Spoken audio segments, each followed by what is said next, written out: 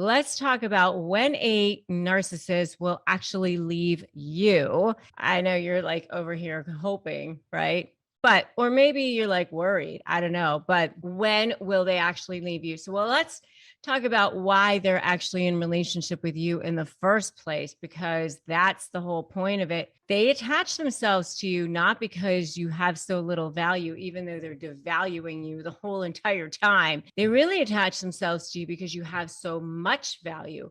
They want to suck as much value out of you as they possibly can. They're almost like leeches or, vampires. They're sucking that out of you. They want that narcissistic supply. And if you want to know more about narcissistic supply, you can check out my video on that. They have this endless need to feed this thing inside of them, this beast inside of them. They have this emptiness inside of them that will never be fed. It's like a black hole that is bottomless, and they want you to feed it. You probably, when you first got into a relationship with them, wanted to feed it too. You didn't realize that it was a bottomless pit, that can never be fed. It's a one-way directional spigot.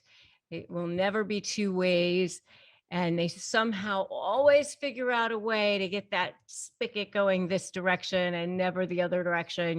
Once you're no longer fueling that, and they realize that you're shutting off that spigot or that source, then they won't want you anymore. If you're no longer a good source of supply, then they won't want to be in relationship with you anymore. So if you start to stand up for yourself more, or whatever that was that they were receiving from you, if that supply source is starting to shut down, then they're no longer going to want to be in relationship with you. So if you start to set boundaries, or you start to shut off that money source, or you start to shut off whatever that source of supply was that they're getting from you, then they're going to want to shut off relationship with you.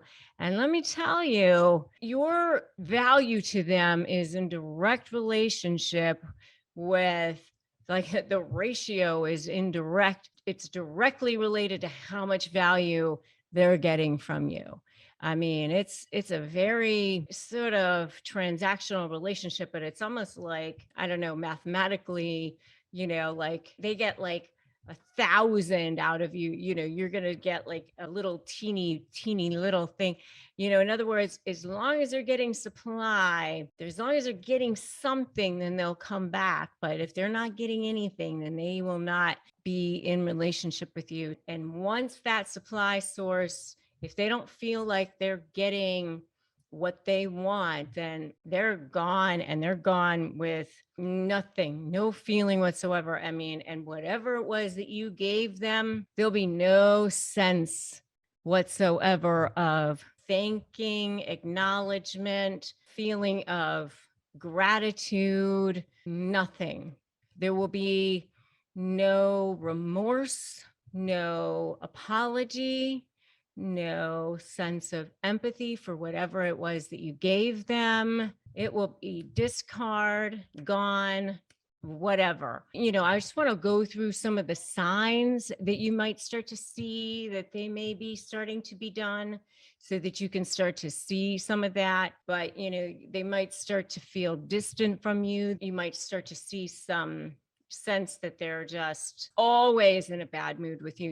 With the narcissist, you do start to see that a lot anyway during the devalue phase. But during the devalue phase, they usually are hot and cold, hot and cold, hot and cold. When they're starting to go into the discard phase, it's just always cold, always cold, always cold. They're just always distant, always distant.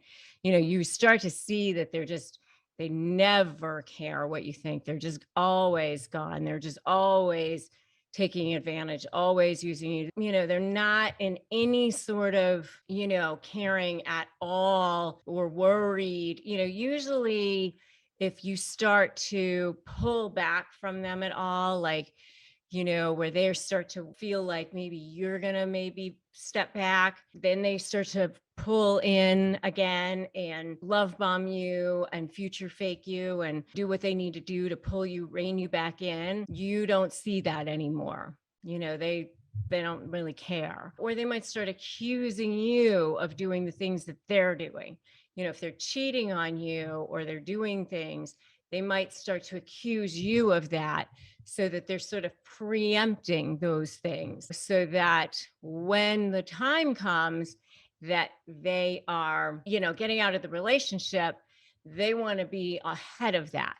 Well, you were cheating first or something like that, to make sure that it's sort of tit for tat, that sort of thing. And let me tell you, it'll be the best thing that ever happens. So, should you be worried if this person is about to discard you? It's probably going to be the best thing that ever happened. But you do want to prepare yourself, so if you think that this is coming, you do want to prepare yourself.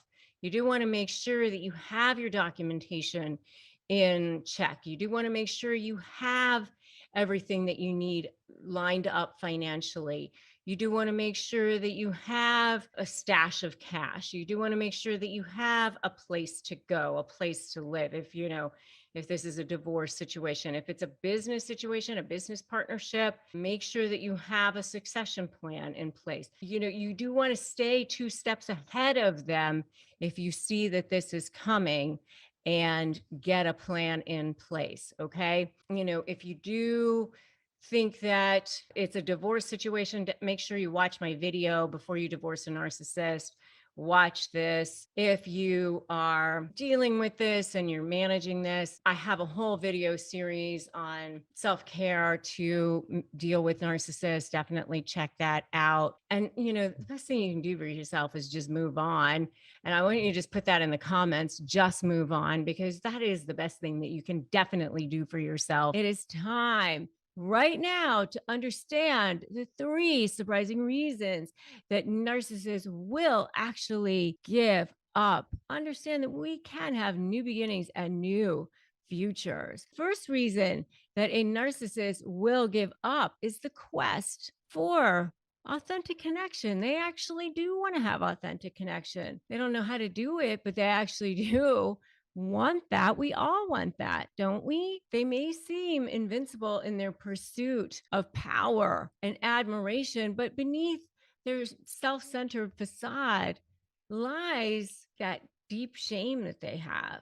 They have this sense of deep shame. All human beings want to be connected to each other somewhere deep inside. They have this deep craving for authentic connection, just like all of us do, right? So their overt behaviors may scream, for attention, but they have this persistent void inside of them, that persistent emptiness inside of them, longing for that true love, longing for that acceptance. And so eventually those emotional wounds and those early life experiences will send them on their way. They want to have that. They've got this fragileness inside of them.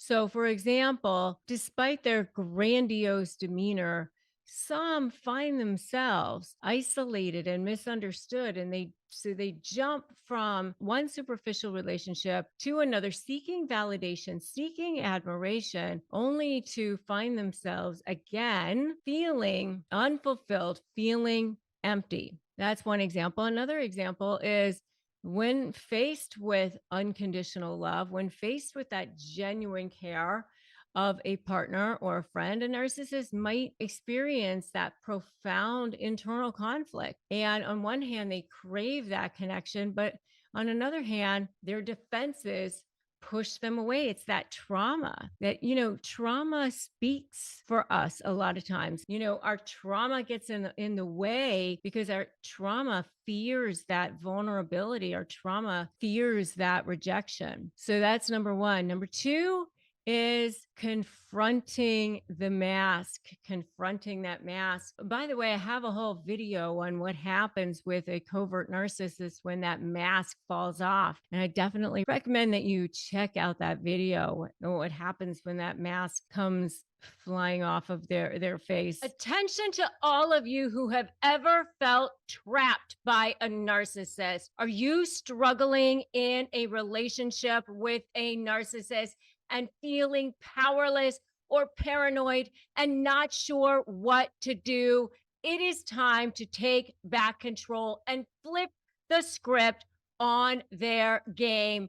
I want to introduce to you the ultimate solution to breaking free from the grip of narcissistic manipulation. Join me for a groundbreaking webinar called The 3 Must Have Secrets to Communicating with a Narcissist. Hi, my name is Rebecca Zung, and I've been recognized by US News as one of the best lawyers in America, and I'm a globally recognized narcissist negotiation expert. And I've spent years studying and mastering the art of negotiating with narcissists. I know firsthand the devastation these relationships can cause, but I also know the key to regaining your power, and I know how to shift the dynamic with these high conflict personalities. In this exclusive webinar, you will discover the 3 essential secrets to go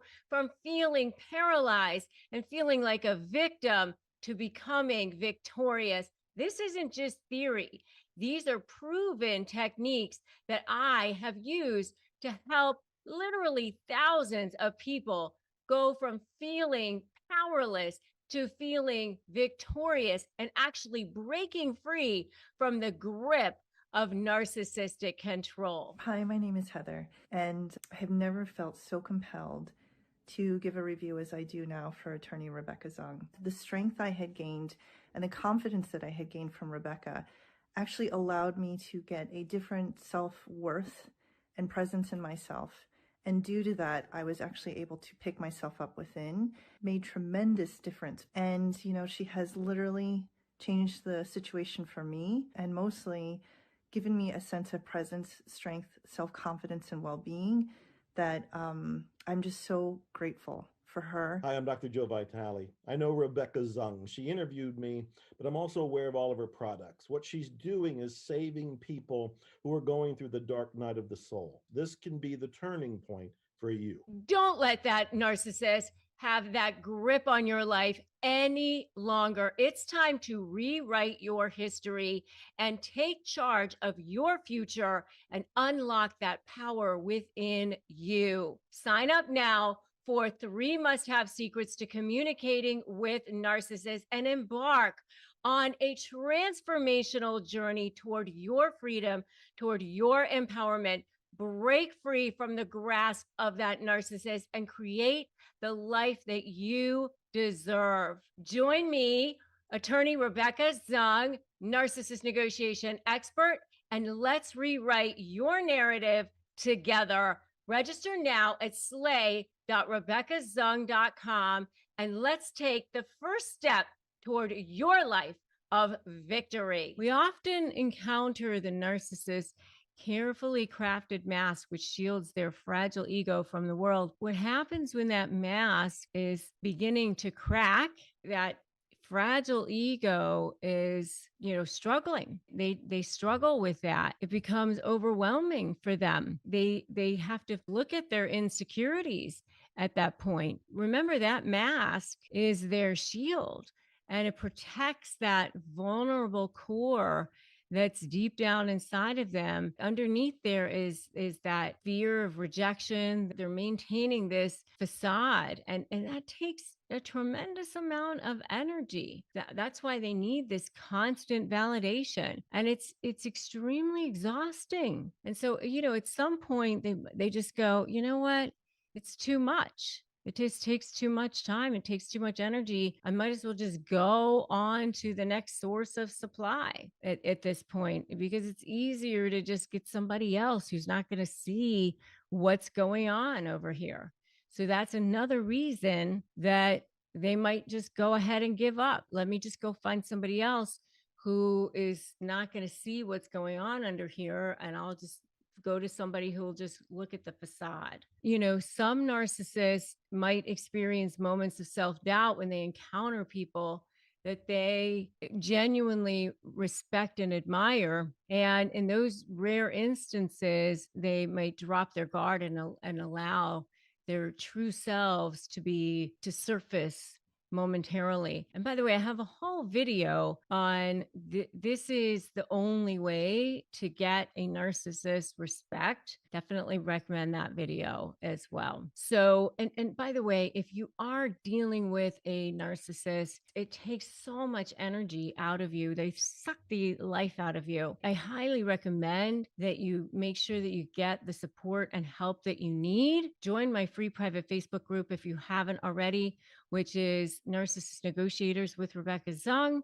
And, if you don't have access to therapy, I have a sponsor on this channel, which is BetterHelp. And you can get that at betterhelp.com/Rebecca Zung. And it is a sponsor for us. So that means that we get paid commissions on that. It doesn't cost you any extra. We just want you to have access to the help and support that you need. Reason number 3 that a narcissist will give up, a surprising reason that a narcissist might give up, is the catalyst of empathy. Empathy has the power to ignite profound transformation, even within the most deeply entrenched narcissists. So when they're exposed to genuine empathy and compassion, a narcissist rigid mechanisms may crumble, revealing their wounded soul and opening the door to healing and growth. Narcissists often struggle with is recognizing and understanding emotions in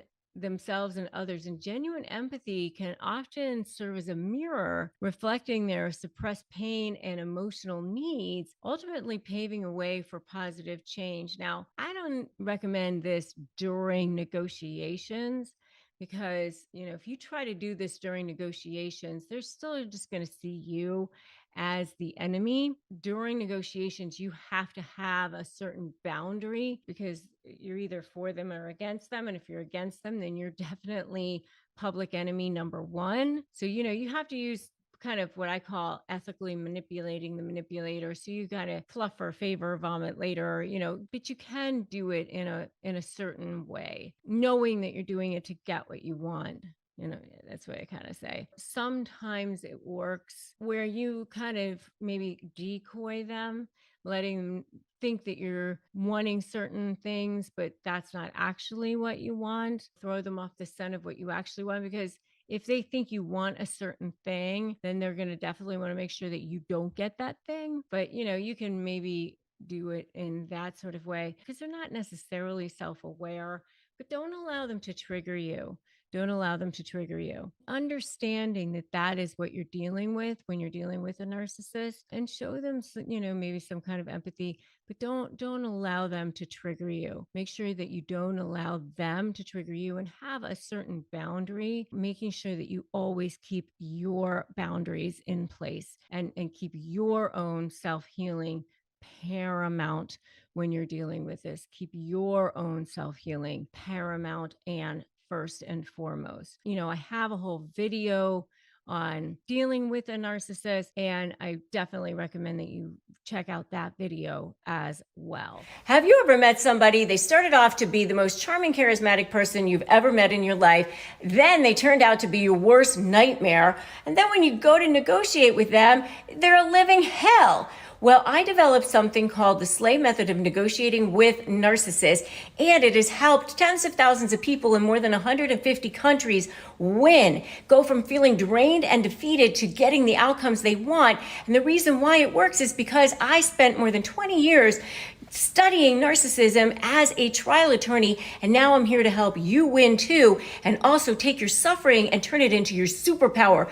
Take your pain and turn it into profit, peace, and purpose as a highly specialized high conflict negotiation coach. If you want to learn how to do it, then just go to RebeccaZung.com/apply, and I will show you how. And today, we are going to be talking about an amazing topic, which is really kind of sad for them, but also kind of good for you in some ways, because it's kind of how you end up building your leverage. And I teach you guys how to negotiate in a really, really powerful way so that you can go from those lives of drama, trauma, and chaos to step into lives of freedom, possibility, and purpose and get the life that you want. So you are here in a community of like-minded individuals, and we are going to dive into this fantastic topic today so that you can be on your journey of positive transformation. Let's go into why and explore why all narcissists end up losing. I say this all the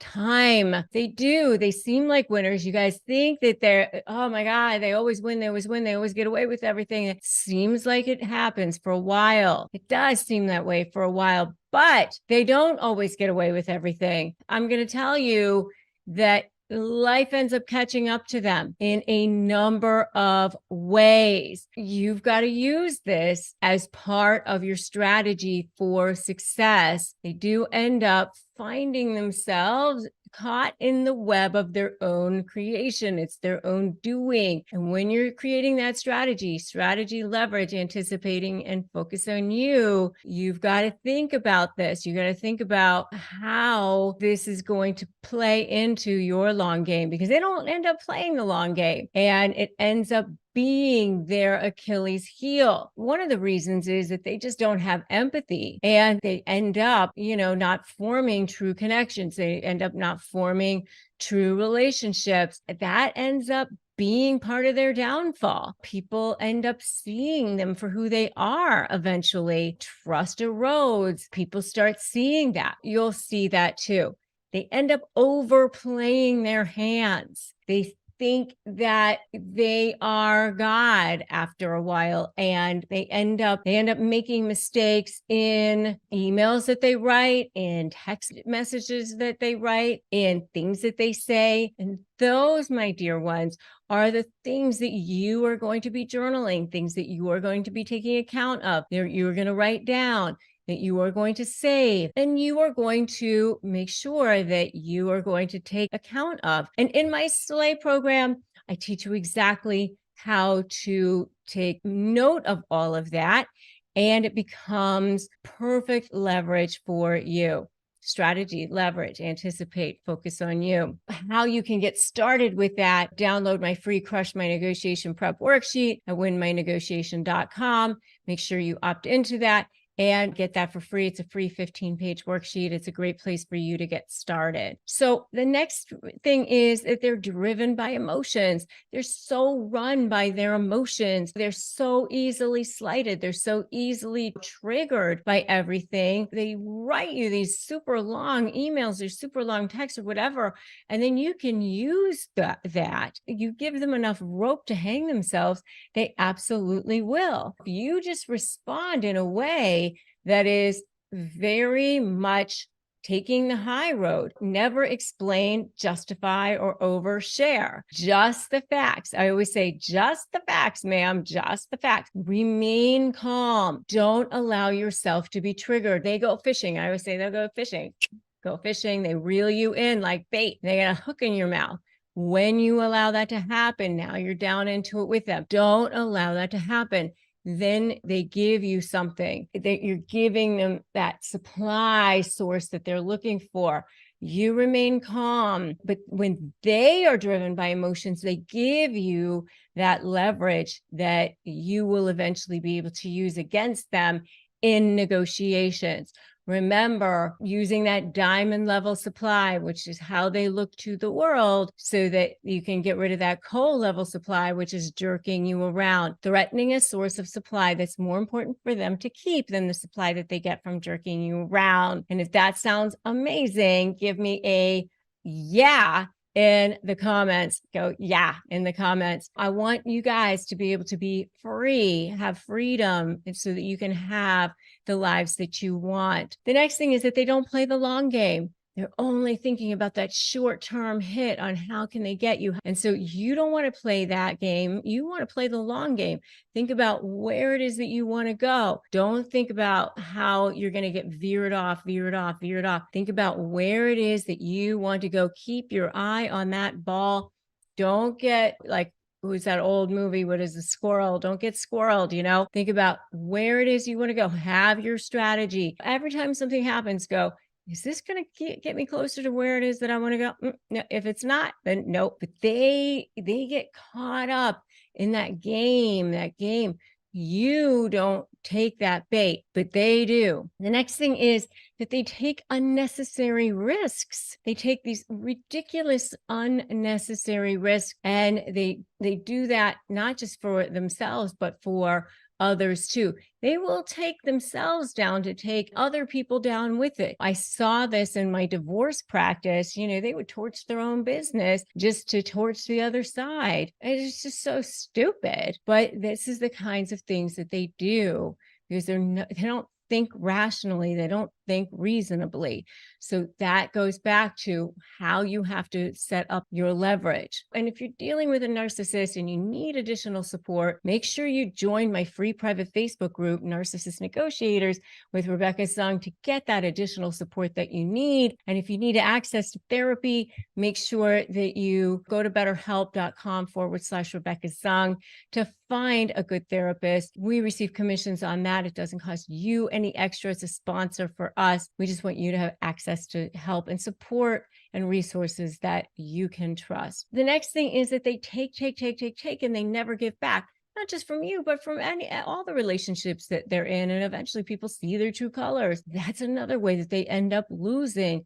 They have to constantly look for new sources of supply because people start to see who they really are. So they never really end up forming true relationships with people. People start to see who they actually are. They're always the victim to everybody. So they've got to find new sources of supply everywhere they go. And finally, their lies finally do catch up to them if you call them out on it. And that's what you get to do when you use that my slay method in the right way. And that's how they end up truly losing.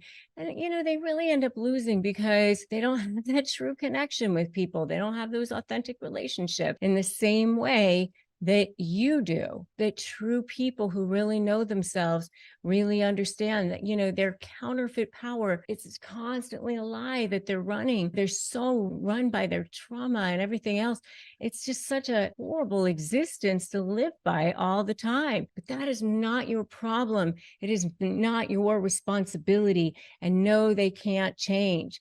No, you can't fix them. So you have to be the one who can fix yourself, change yourself, and get out of that situation. And in this video, I'm also going to give you 8 key phrases to help you shut down those narcissists before they absolutely drive you crazy. All right, so let's get started. The first thing is that you want to understand that they want you want to kind of take yourself out of this situation. So the more you can kind of start looking at it almost like they're toddlers having a tantrum on the floor, the better it's going to be for you.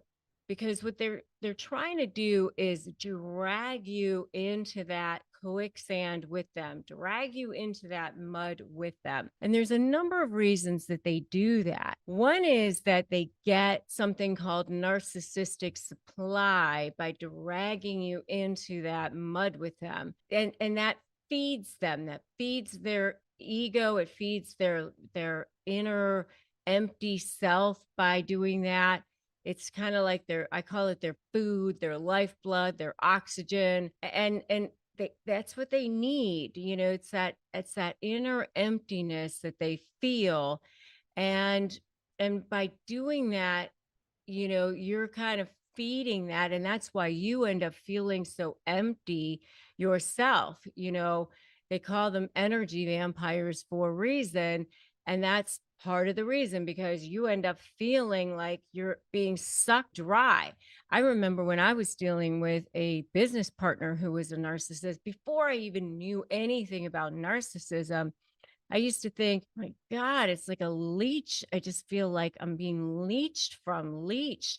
And I didn't know any other language to use, but I just felt drained, sucked dry, like the life was being drained out of me. And that's why you feel that. So you want to understand that you've got to figure out a way to create these boundaries to stop that draining from you, to stop that. So the way you've got to start is, I call it step 1, don't run. Step 2, make a U-turn, and step 3, break free. That step 1 is that first step. It's so important to start to look at things almost as a third party, look at things almost as an observer. And so that, when you're using these phrases, you almost have to take the emotion out of it. All right. So that's the first real step when you're using these phrases. Okay. Look at it as if you're looking at a child having a tantrum. Looking at the narcissist from an observer point of view, and you stop having the emotional reaction. You can go afterwards and scream into your pillow, cry in the shower, talk to your therapist, whoever you need to, and have your emotional reaction afterward. But when you're with them, not have the emotional reaction there, because that feeds them. That is what they are looking for. That is what they want. The next reason that you don't want to have these emotional reactions is because they will use these emotional reactions against you. So not only are you feeding that need for supply, but you're also potentially going to hurt yourself, because what they're trying to do is bait you. What they're trying to do is trigger you, manipulate you, and get you to do something so that they can potentially use your emotional reaction against you. So, and especially if you're in the discard phase of a relationship with the narcissist, they want to be able to go, oh, look, there's the crazy one. There's the emotional one. There's the one that has the problem. And if you're in a court situation, it happens all the time. And I've seen it with my clients. I've seen it in situations where on the stand, in situations that were extremely inconvenient, cross-examination, trial, depositions, where you don't want it to happen, right? And they're very, very good at that, where they look like they're the calm ones, the collected ones, the charming, charismatic ones. And then everybody else in the system thinks that they're the normal ones, the non-narcissistic ones, the fine ones, the good ones. The other party is made to look like the emotional one, the one with the problem, because they bait you, they trigger you, they make you look like the crazy person. So you want to be very, very careful about not taking that bait and not allowing them to trigger you. Remember, everything you put your hand to is a potential trial exhibit. What you write, what you post on social media, how you respond to those text messages, to those emails, to those direct messages, what you say in conversations, what you say in front of people. Be very, very careful about those things. So that's why, go to disarmthenarc.com and grab my key phrases for disarming narcissists. You definitely want to do that. These are some cautions that I have for you.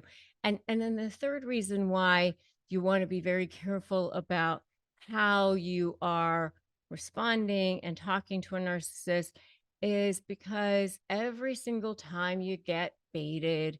Every single time you get dragged into the mud, that narcissist, as long as you're giving them supply, they're never, ever, ever going to leave you alone.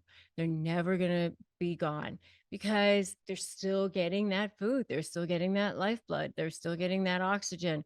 So they're still going to come around. 3 good reasons to use these key phrases for shutting down narcissists. Okay. So, number 1, you can say something like, I'm sorry you feel that way. I'm sorry you feel that way. Now, be careful you don't say, I'm sorry, or whatever, unless you are sorry, but you just say, I'm sorry you feel that way. I understand that that's what you think, whatever, but I'm sorry that you feel that way. You're not saying anything really. You're just saying, I'm sorry that that's how you feel. It just basically kind of puts it back on them. That's how you feel. I get it. I'm sorry that's how you feel. And it just lets them know that I heard what you said and I acknowledge that that's what you said. I'm sorry that that's what you feel.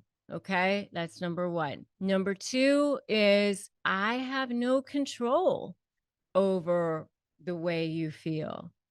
I have no control over what your thoughts are. Again, you're acknowledging what they said. You're acknowledging that you heard what they said about their thoughts, and you're just saying, I have no control over what you think. Not saying that you agree. You're basically saying you don't agree, but that you just don't have any control over what they think, nor do you wish to. Okay. And you have no control over the way you feel about me or this situation or what they think about anything. So that's number 2.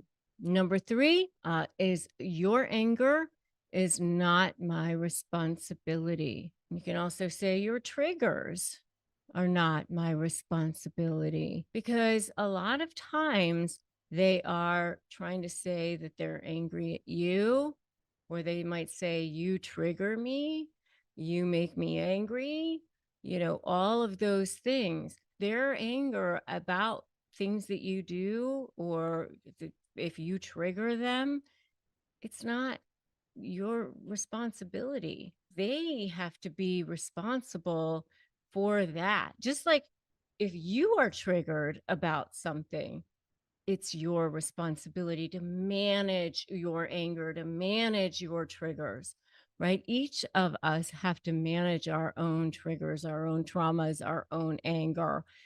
That's our own responsibility to deal with, right? I mean, we have a choice about how we respond to situations, and that's on us. And so that's on them. And so you can just put that back on them. Your anger is not my responsibility. That's number 3. Number 4. Number 4 is one of my favorites. I love this one. Number 4 is I agree. That's your opinion. Because you know what? You're basically not agreeing with a thing. But they often hear you say, I agree. So you're saying, I agree. That's what you think. I agree that I heard you say that. You aren't agreeing with a thing, but I agree that's what you said. I agree that's your opinion. I mean, I understand that that's what you feel. You can say things like that, that basically you're just acknowledging them, but you're not agreeing with a thing. I hear you. I agree that that's what you feel. I understand. Things like that are all just acknowledging, but not really anything at all. Okay. Validating in some way. And that's really a lot of times all that people want. Number 5 is I can see that you are. and you just insert the emotion. I can see that you are upset. I can see that you are angry. I can see that you are sad. Whatever it is, just articulate whatever the emotion is that you see them feeling. A lot of times, what's crazy is that you'll say, I can see that you're angry. And they'll say, I'm not angry. How is it that you're feeling? Because they'll be raging. And you'll say, I can see that you are angry about this. I'm not angry. Or they'll be screaming, yelling. I can see that this is upsetting to you. I'm not upset. Because when you call them out on their behavior, they'll be like, oh, I'm not that. They don't want you to characterize their behavior in such a way. It's just kind of funny, but actually observe their behavior to them. That's number 5. If you are so ready to slay all of this, slay your communication, slay your negotiations, that's what we do here. We slay. Strategy, leverage, anticipate, be 2 steps ahead of them, and focus on you, your case, your position, and slay everything with narcissists. I want you to put slay in the comments right now, because that is what you are going to do. You are going to slay this. You're going to slay this. You're going to shut them down. Put slay in the comments right now, because you can do this. You can shut them down. Put slay in the comments right now. All right. Number 6. Number 6 is another one that you can do. It's like, that's an interesting perspective. That's an interesting perspective. Again, you're just kind of acknowledging. I can't tell you how many times, hundreds of times a day, I get emails from people that, they're like, you know what? I just pulled out your phrases for shutting down narcissists. I picked one and I emailed it back and it totally worked. Or I have a few memorized and I just pulled one out, used it, totally worked. So totally suggest that you do this. That's an interesting perspective. So that's number 6. And number 7, here's where you're going to really start to create some boundaries. All right. If you want a narcissist respect, start feeling the power. They respect people who stand up to them, who have some confidence. All right. Start to say things like, if you want to engage in a conversation with me, you're going to have to remain calm and not emotional. Or say something like, be factual, not emotional. You're going to have to speak to me in a way that's respectful. There's certain things that are negotiable. Contracts, issues, and terms. There's certain things that are not negotiable, and that's your self-respect. That's your self-worth. So don't allow them to speak to you in a way that's not respectful. Okay? All right. So if you want to engage in a conversation with me, you're going to have to remain calm. You're going to have to speak to me in a way that's respectful. Just say something like that.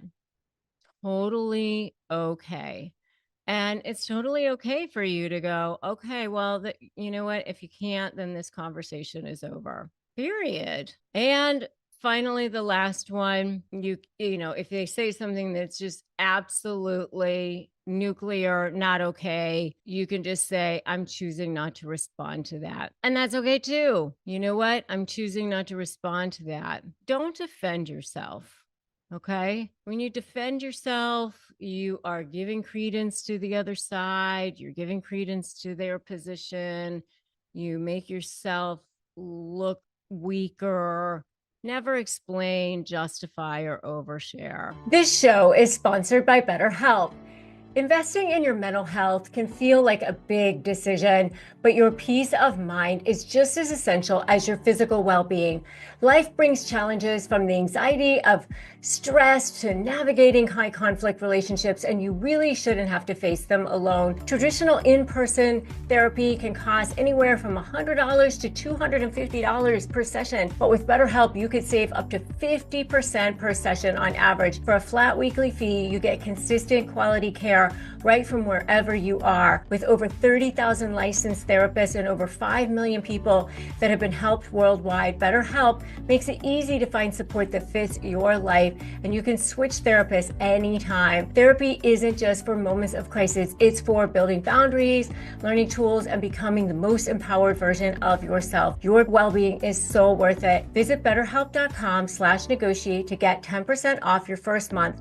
Visit betterhelp.com/negotiate. That's BetterHelp, HELP.com/negotiate. So talk about your role as an empath and how that actually made you more of a target for narcissists, because I think it's really important that people understand that. Well, I think there's a lot of factors that make us targets, and being an empath is one, being someone that has no boundaries. So in my recovery, I had to learn my own accountability. After I learned about them and the behaviors and the stages and all of the stuff that goes into what a narcissist does, I had to then go, why me, right? And that was, yes, I'm an empath. Yes, I'm a people pleaser. I will do anything for anyone. I don't care. I will move your house next weekend if you need me to. And so a giving, caring person. But there's other things like the boundaries. I realized I was raised by a narcissistic mother in the end of this whole journey. And that's why I didn't learn boundaries. So when a narcissist is looking for someone, the empath part is a big part because they can get away with more, but someone that has loose boundaries. So they've tested you all along to see if you'd be a good person that would do their beck and call. So no boundaries is a thing. Being a people pleaser is another thing. Your own childhood, they look for what you're looking for. Because I had kind of a crappy family, if you would, I wanted someone with a really good family. They seemed so upstanding. They went on vacations together. And so I became attracted to that. So they dangled the carrot of, oh, we've got a good family. Come to our house. We'll be your family.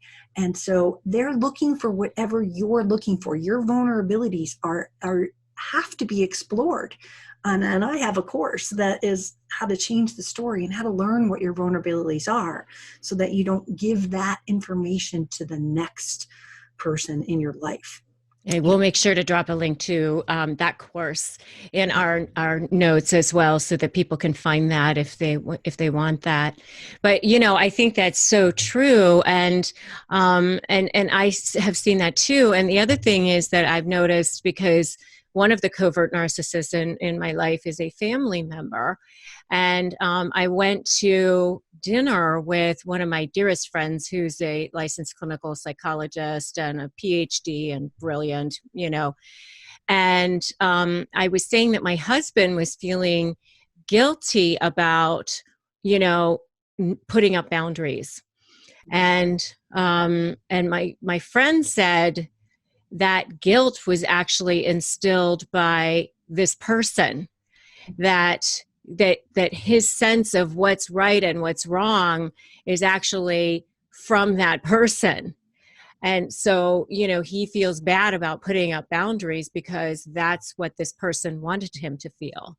And so that was a huge aha moment for us. And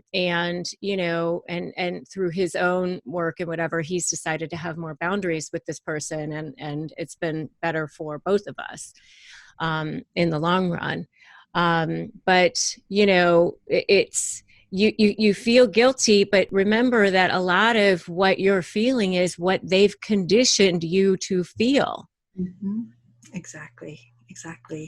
And when I have a book on narcissistic in-laws in up on Amazon, and I think the Audible just got approved, so hopefully that'll get out there. That's on my website as well. I have it featured as my narcissist resources.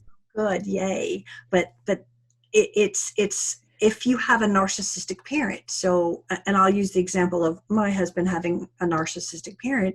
He's controlled by that person, and either they have the strength to stand up to their parents so that they can protect the spouse, or they are so controlled, say by money in my case, that they've got to listen to the holy grail of the parent. So you've got these different levels of where your spouse, if you've got a narcissistic in-law, could be, where they're sort of looking at it and going, well, my husband can't even battle with his mom. He's not strong enough because he's been emotionally manipulated his whole life. That's how it was for us. They manipulated him into this divorce and ran the show.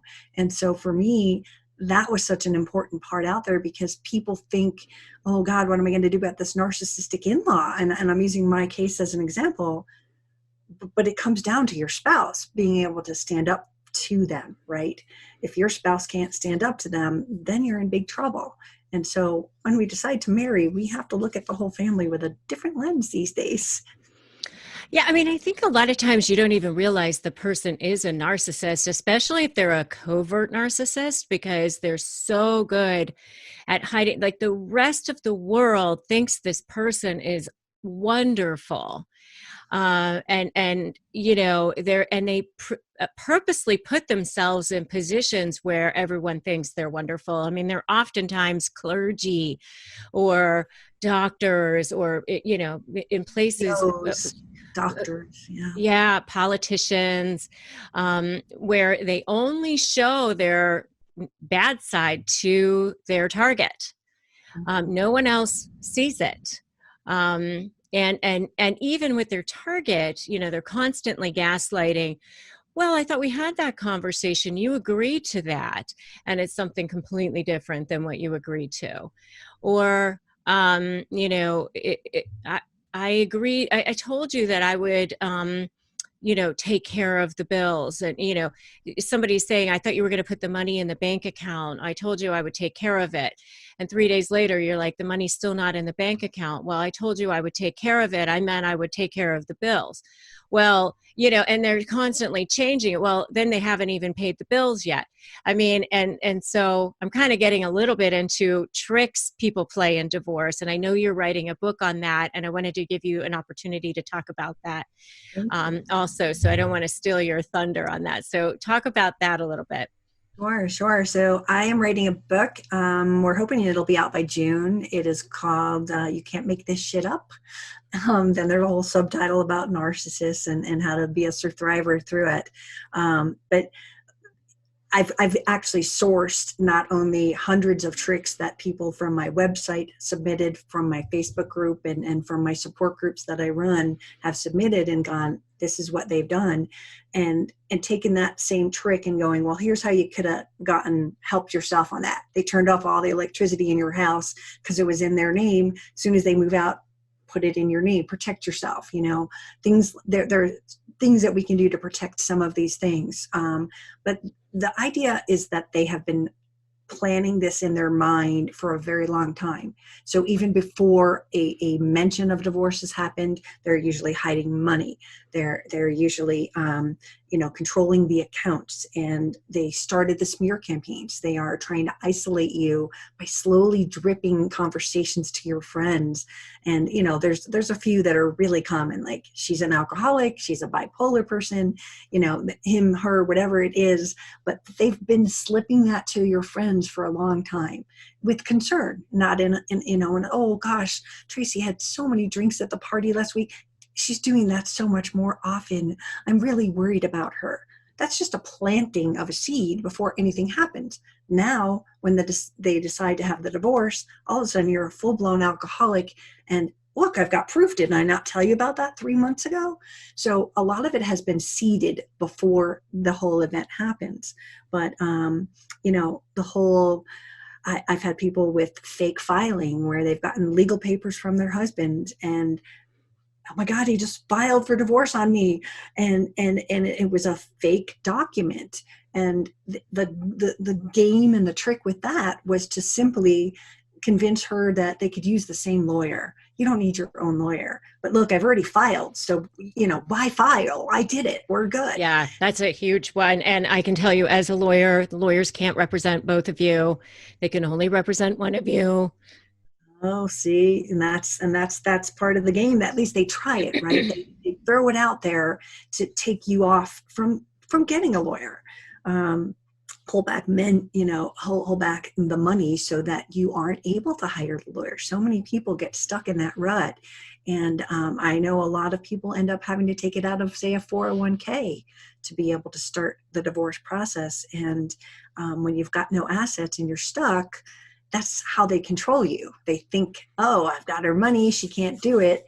And you end up with the raw end of the deal. But there's so many tricks they can do, both before, during court, and continuing for many, many years after, right? Why won't the narcissist ever forget you? So the narcissist doesn't forget you because the narcissist was probably getting some massive amount of supply from you. What does that mean? That means that they were getting something that feeds their ego. So a narcissist is a person who has no internal sense of value. So that means that they're kind of like desperate people, desperate for survival, desperate for air almost, like they are starving. Picture a person who's like starving, gasping for breath. It's like scarcity to the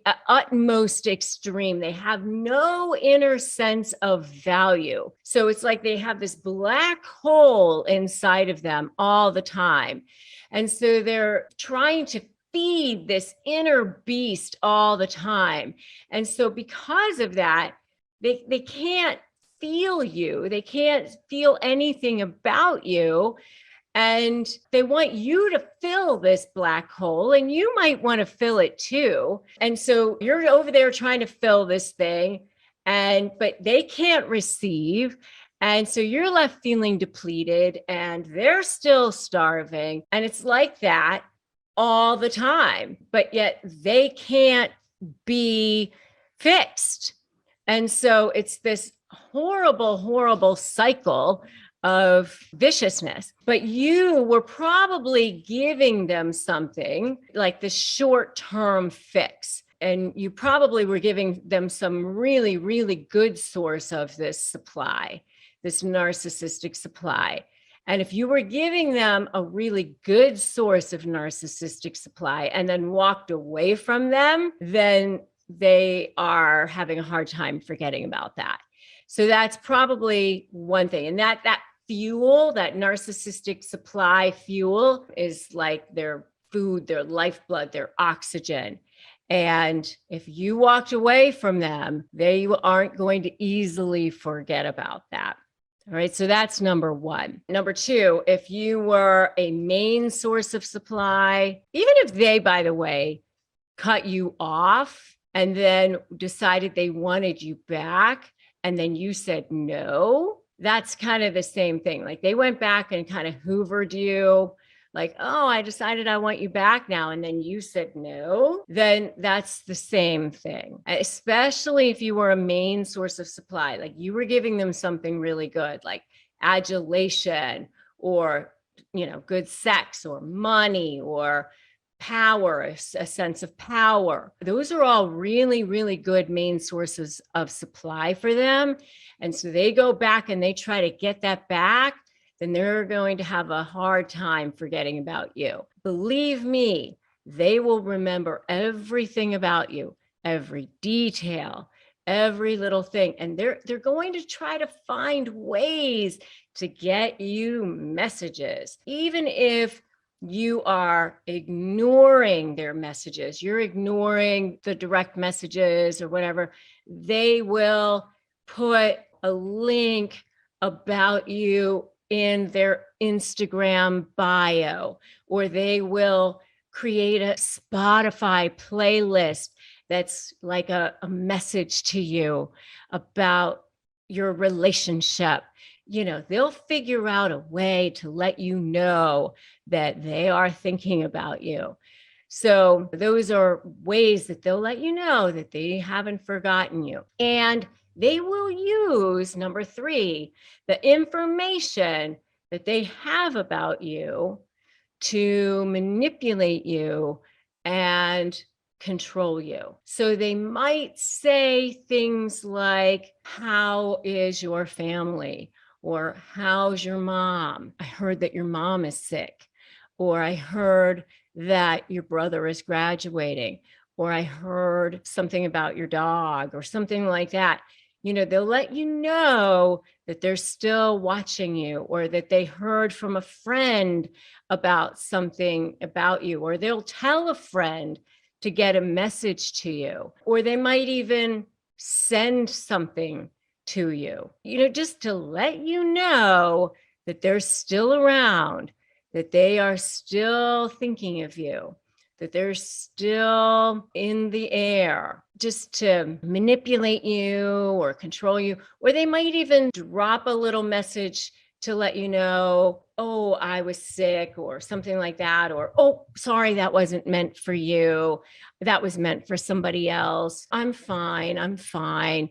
Just to kind of play on your sympathies. What's going on? Oh, no, I'm fine. I'm fine. I'm not your problem anymore. Something like that, just to mess with you, try to play the victim, things like that, manipulate you, control you, something to that effect. Number 4 is they will keep track of your every move and use it against you later. Oh, I saw that you went to this party. I understand that you were driving around over here. I understand that you saw this person. What were you doing there? How come you were talking to this person? I thought that you were having a hard time getting over our relationship. How come you moved on so quickly? I saw on social media that you were dating now. How nice for you. Things like that. They're watching you, tracking you, seeing what you're up to. Oh, I understand that you started a new job. They're watching every move. Oh, congratulations on your new promotion. Things like that. They know how to push your buttons and exploit your weaknesses. And they might even continue to harass you. They might even drive by your house.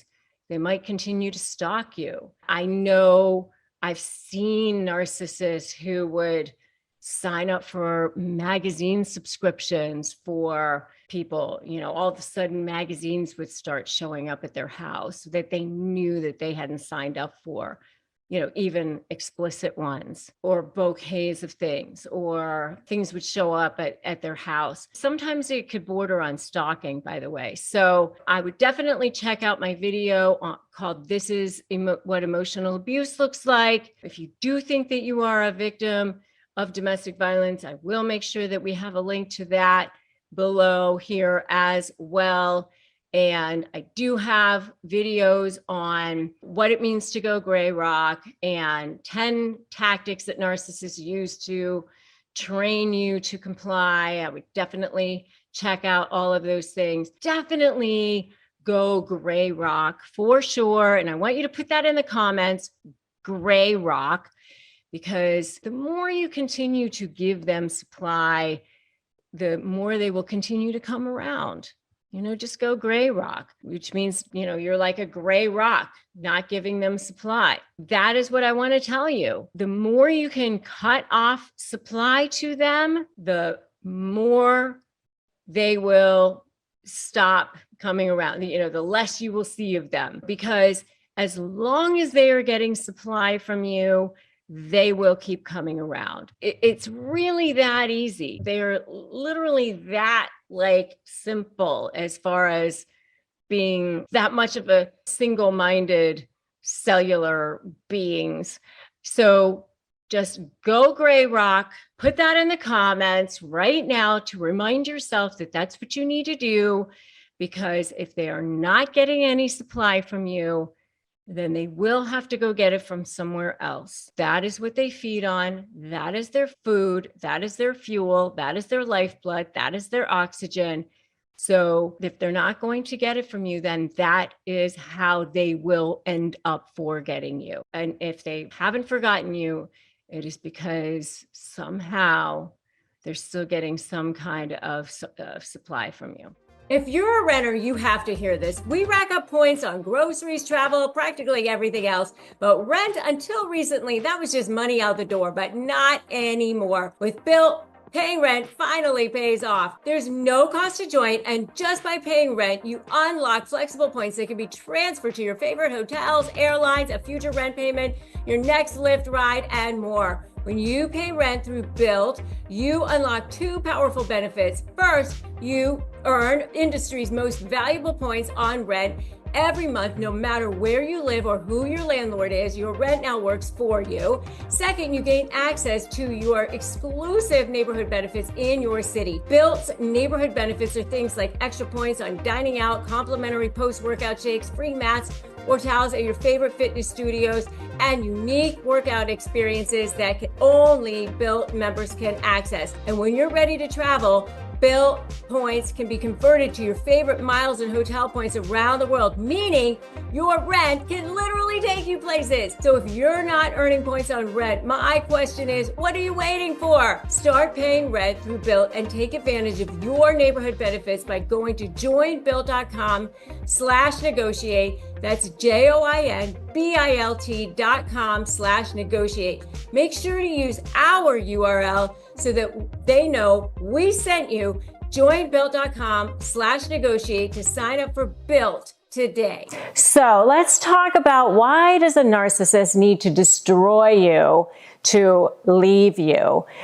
Or even if you're leaving them. Anything that's regarding the discard phase of a narcissist means that they're going to try to bring you down, destroy you, out to get you, no matter what. And you think, why? Why does this have to be, destroying? Why can't we just come to a nice, reasonable conclusion? Well, the answer is, as it always is when it comes to narcissists, it goes back to that whole concept of narcissistic supply. Supply is anything that feeds their ego. They have no sense of inner self. That is very, very fragile. They're the most insecure people on the planet. And so they have to get all their value from the outside, and they protect it no matter what. It's really a survival instinct. It's like, if you live, then I can't. If you survive, then that means I don't. It really, to them, is like a war, and you're the enemy.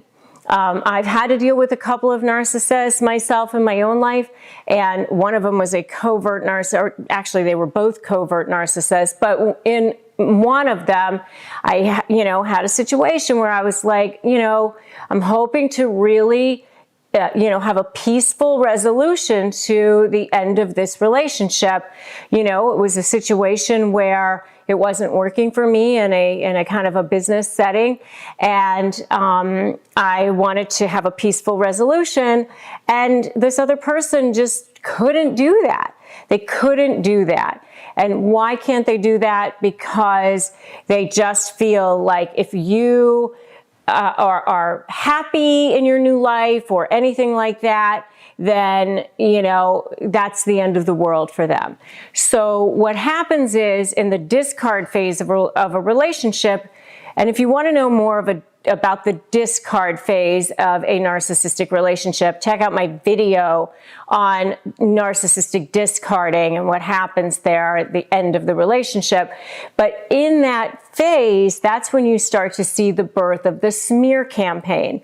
And that's when they start lining up their flying monkeys, start triangulating, and the discard phase and that smear campaign can happen even long before you think that it's actually the end of the relationship. They're just making sure that if anything ever happens, that they're going to be the ones that have the upper hand.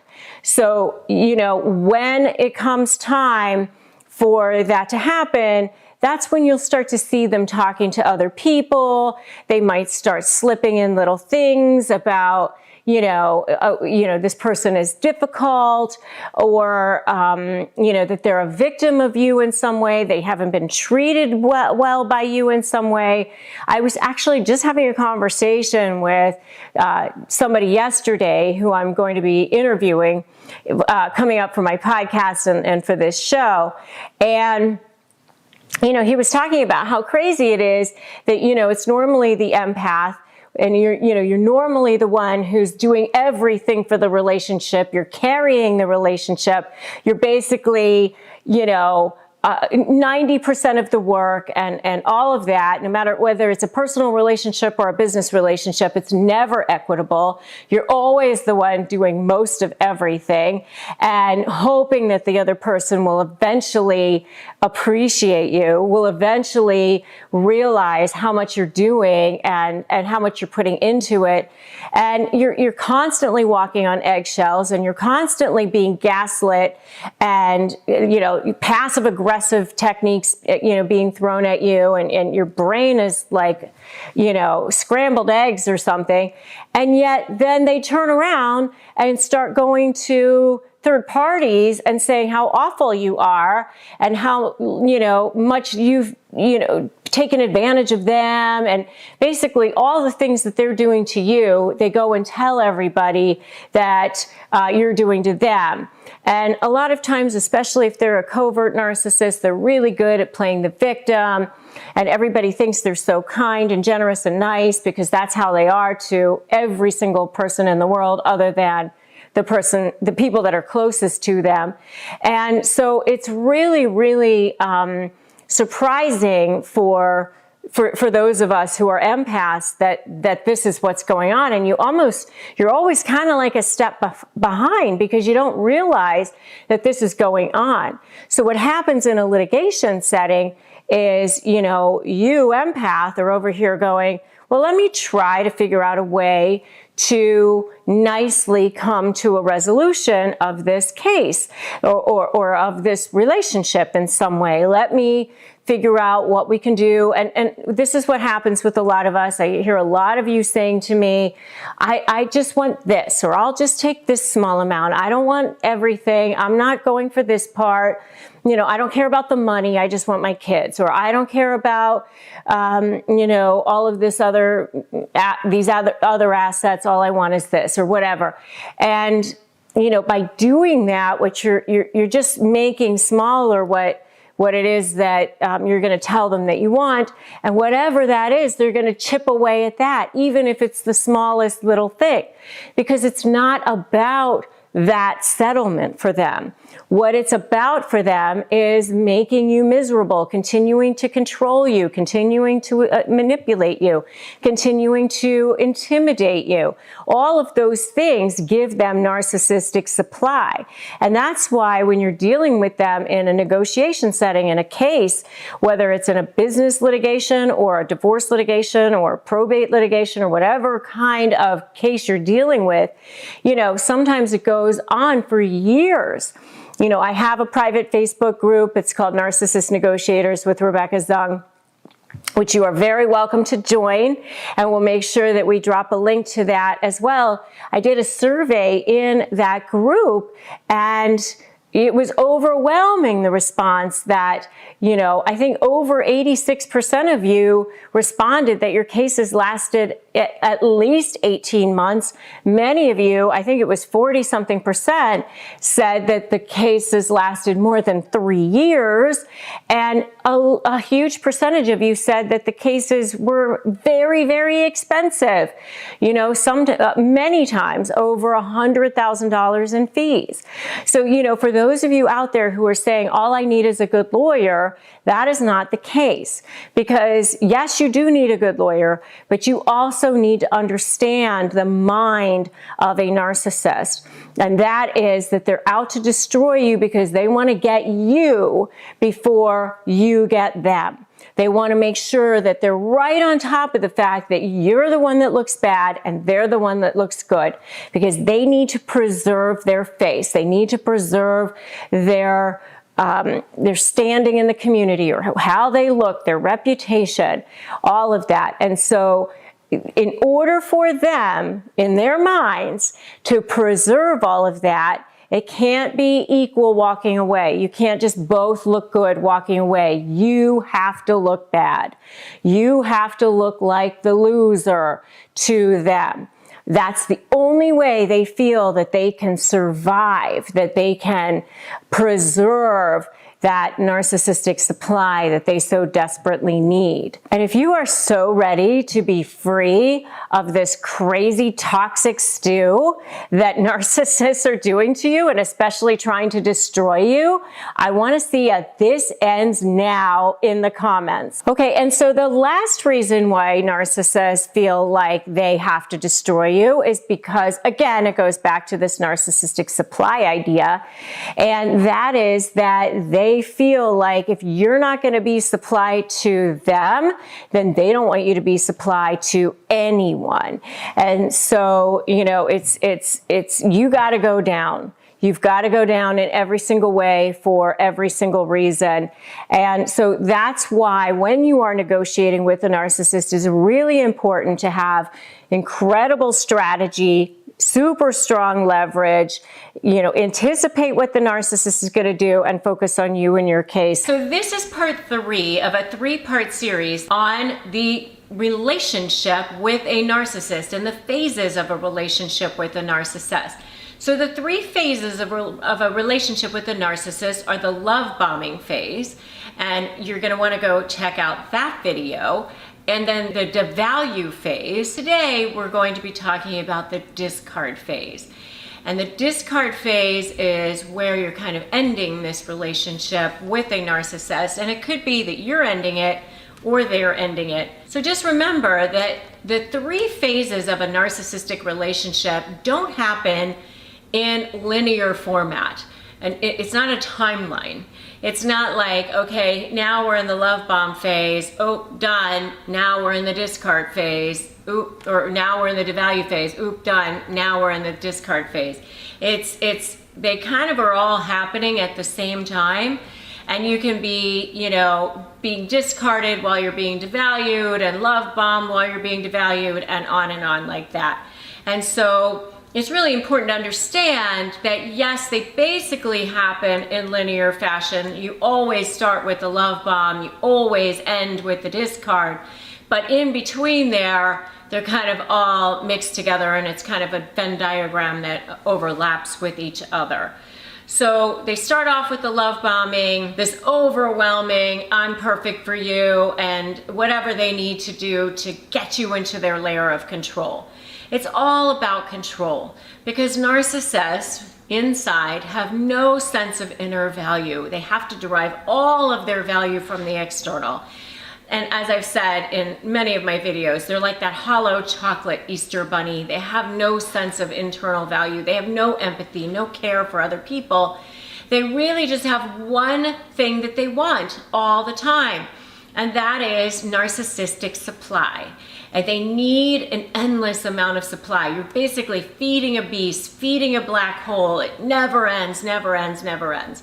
And where do they get that supply? They get that supply from the people around them.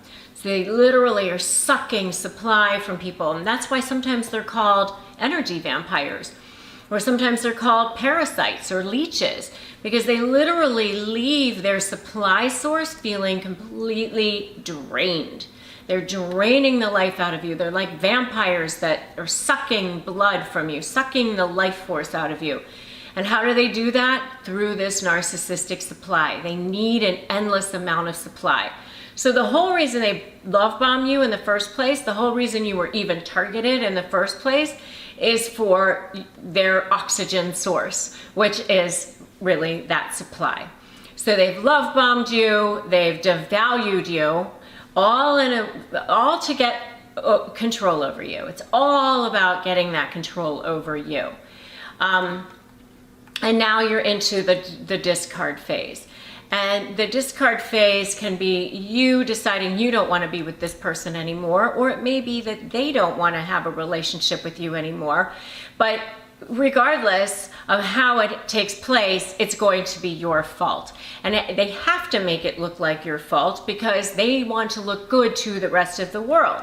And when you're dealing with a narcissist, the one thing you've got to remember is that you're either for them or you're against them. You're either in their world and providing adulation and supply and value to them, or if you no longer have value to them, then you no longer have value, period.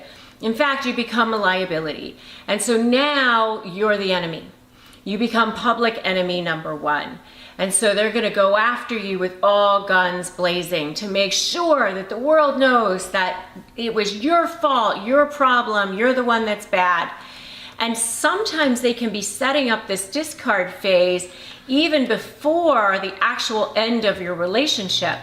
So, you know, it's in the discard phase that you start to see the birth of the smear campaign. So what it might look like is that, you know, they might 3 months or 6 months before a divorce is filed start to slip little things into friends or neighbors like, oh, I'm so worried about her, I'm so worried about him.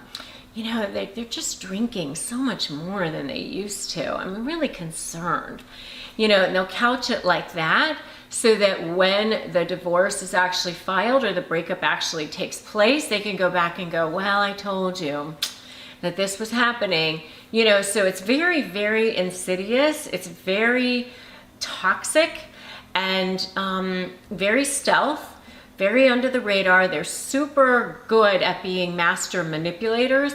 So, you know, the smear campaign can start even before you even realize that there's an impending end to the relationship. So what happens at the end of a relationship sometimes is what we call hoovering, which is where they kind of come back and start to love bomb you again. And, you know, it's like during the discard phase, because even if you wanted to the end of the relationship or they did or whatever, they may come back and love bomb you again because they either want to get control back over you just so that they can get the settlement that they want in your case, or maybe they just want to get you away from their lawyer, or, you know, or maybe they just really can't stand the fact that you're moving on. Even if they wanted to discard you, maybe they get upset because you're moving on so fast, or that you're with somebody else now already. So then they come running back to try to love bomb you again to get you back under their layer of control. It's very insidious and sick. They've already messed with your brain. So you've already probably got some kind of trauma bonding going on. Meaning what happens is if they love bomb, devalue, love bomb, devalue, love bomb, devalue, love bomb, discard, your brain actually releases dopamine levels that cause you to anticipate that you might get this love bomb. So it's not the actual love bombing, it's the anticipation that you might get it. And so your brain actually becomes addicted to this person. And love bombing and devaluing and discarding is how they cause you to become actually addicted to being with you and wanting to believe everything they say when they give you empty promises that things are going to be different or that they're going to change in some way or whatever it is. So you have to be really, really aware of that and really careful of that. And the only way that you can really protect yourself going forward is to just completely go no contact. And sometimes it's not possible because you have children together or whatever, but if you do have children or maybe the person's a member of your family, then you just have to have the strongest, most steel boundaries that you possibly can so that you can protect yourself from this toxicity. The one thing you need to remember, and it's hard to remember and sometimes very hard to accept, is that this person is not going to change. They cannot be rehabilitated. It's like if a limb was cut off and you know, you can't put a new one on there. I mean, it's not going to grow. I mean, you could get a fake one or whatever, but there's not going to be a new one that grows. And it's just the same thing. They can't grow empathy. They can't grow care. They can fake it, I mean, they certainly know how they're supposed to behave, but it doesn't mean they actually feel it. There's just something broken inside of their brains that doesn't allow them to feel it. So it's better for you if you just understand this in this discard phase and move on. I'm Rebecca Zung. I am an attorney. I'm also an expert in helping you negotiate with narcissists and move on without the backlash. I am the best-selling author of Slay the Bully, How to Negotiate with a Narcissist and Win, and I've helped people through many different types of negotiations. And I can just tell you that as much as you might think that you want to just go off into the sunset and maybe remain friends or whatever it is, whether it's a business relationship or a personal relationship, it just can't be.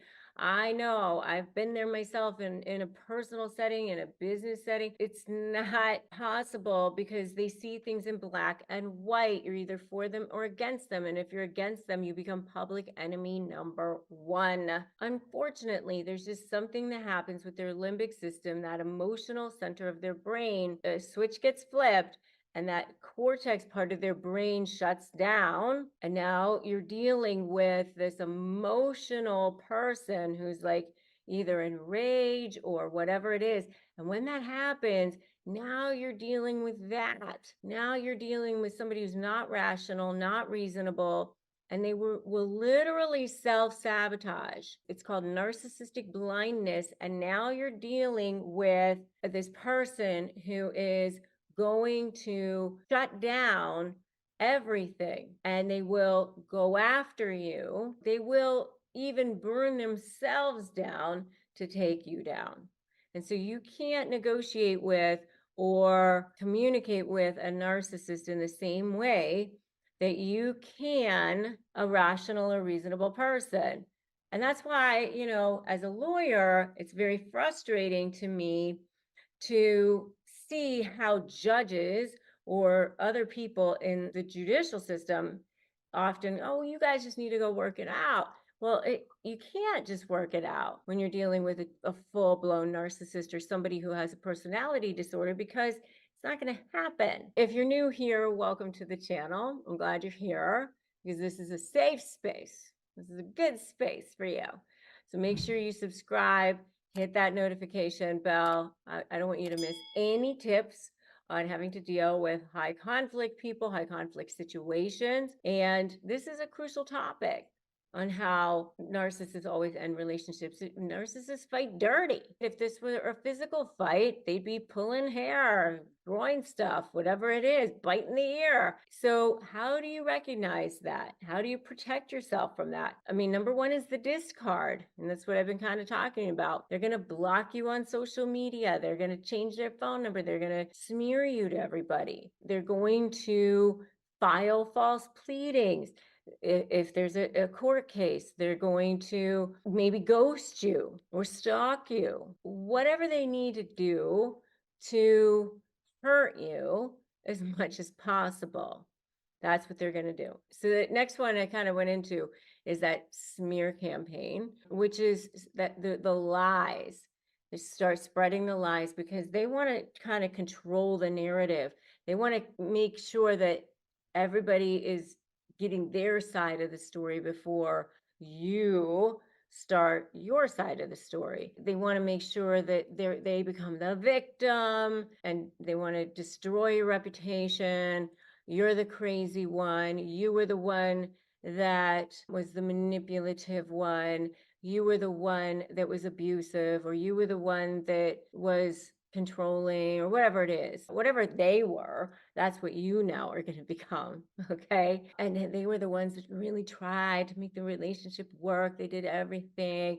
And it can leave you feeling very isolated and even doubting your own reality sometimes. The next one is that they might bring in a third party to try to make you feel jealous. Triangulation, where they might bring in a new form of supply, a new relationship, that flaunts somebody in your face, and they try to get somebody who's even what they perceive to be a better status as you, or more good looking, to make it seem like they've already moved on. So this can be a work situation too, where they've kind of already hired somebody or a new business partner. They want to kind of make it seem like they've got someone better, and now all of a sudden it's on social media and something where that you can't help but see. So you got to like not be looking at social media, or block them, or block anyone that you are affiliated with or they're affiliated with. You don't want your self-worth to be tied up in this person. If you agree, just put agree in the comments down here, because this is going to be so good for you. So you need to do a cleanse of all of this, because it's going to be, at the end of the day, this is going to be the best thing for you, because you are now creating space for authentic relationships, people who are going to be so much better for you. So you just need to kind of put this invisible shield down around you, and you're creating a boundary, and these boundaries are going to become bridges for you to authentic relationships, good things, better things that are going to be so much more empowering for you in your life, better things in your life. The next thing they do is gaslighting. Gaslighting, of course, is something that they've been doing all the way through the relationship, but this is now even going to be further. So something that they're now saying, oh, that didn't happen like that, creating a whole new narrative, make you doubt your reality, question your memory, make you feel like you're losing your mind. Anything that you might have thought you said, did, whatever, they're changing making a complete new version of events from the past. I never said that. You're just being dramatic. It's just completely denying things that might have been said or done. So you're making it up. You have a terrible memory, constant denial or manipulation of things, or I only did that because you did that. I had to do that because of you. And over time it erodes your self-esteem and makes you feel completely like you're, maybe feel worthless or whatever it is. Okay, so let's talk about Prince Harry and Meghan. So there's been a massive explosion ever since that Oprah interview came out. And by the way, if you want to check out my breakdown on the Oprah interview, definitely check out my video on that. But basically, there's been a massive amount of backlash. I had to laugh, like before Prince Philip died, people asked him what he thought about that interview, and he said, madness, nothing good's going to come out of it. And I thought, wow, that is so powerful and poignant, like right spot on. Here he is, 99 years old, and he definitely knew exactly what was going on. And it's never really good in families to like go and air all your dirty laundry like to everybody else. But for most people, everybody else might just be your friends, family, neighbors, people around you, colleagues. But for people who have a platform, they have the opportunity to talk to arguably the most powerful person in the world as far as having a platform, and that would be Oprah Winfrey. And so there they go, they get on there, they make some really, really explosive allegations about racism and mental health and things like that. And here's Harry sitting by. And by the way, I did a whole video as well on, is Meghan a narcissist? So a lot of people are saying that she is. Who knows? I mean, you never really can say somebody is this or that unless you actually know them. You actually can diagnose them. They actually go to a mental health professional. But you can certainly see if people are having narcissistic traits or tendencies. And I think in this particular situation, you've got a guy who has sort of had a hard time growing up. I mean, he was like 12 years old when his mother died. He's being raised by a father who, I don't know, Charles certainly seems to have narcissistic tendencies to me. I mean, the way he treated Diana, the way he continued to have a relationship with Camilla, even when he was married to Diana, and he kind of marginalized her. and her feelings, and she had mental health issues, and nobody was really addressing that. And so, here's Harry growing up in this situation, and there's always this kind of, I'm sure, weird dynamic about the fact that my brother is going to be the king, and so he is being groomed that way. I don't know if you guys ever watched The Crown, but there was like this whole storyline around when Queen Elizabeth was younger, and her, the dynamic was sort of weird between her and her sister, because one was going to be the queen and one is just there, and so there's probably some weirdness going on with that. And so here he's a guy who's been sort of trying to find his place. Yeah, he's part of this royal family, and yeah, it looks all nice when they come out on the balcony and wave to everybody, or they take the family pictures at Christmas time or whatever. But what about the rest of his life? And so he's trying to find his place. William finds Kate, who, at least from the outside world, seems like the perfect person. She's doing everything right. Everybody loves her. And now Harry wants to find his person. And so he finds Megan, and she appears to be perfect, which narcissists normally do at the beginning, right? And I'm not saying she's a narcissist, but could be, right? And so, he finally feels like he has his chance to have a life, to have a wife, to have children, to find his purpose in the world. And so he brings Megan into this fold, and it just is exploding. I mean, like, it's not working out. And so he wants to be supportive of her. He wants to give her the support that his mother never got. And so he's coming from that place of, my mother had mental health issues. She struggled with the royal family. I don't want that to happen with my wife. He actually said that in the interview. I didn't want history to repeat itself. So he's doing what he needs to do to support her. But in the meantime, it's causing a massive division between him and his family. And so, now he is living in this country where he is not royalty. I mean, yeah, he's a celebrity, but, it doesn't come with the kind of royalty and everything that he has literally grown up with, was born into. And he is now in Meghan's world, and she is calling the shots, obviously. I mean, this is what she wanted, and he's trying to support her.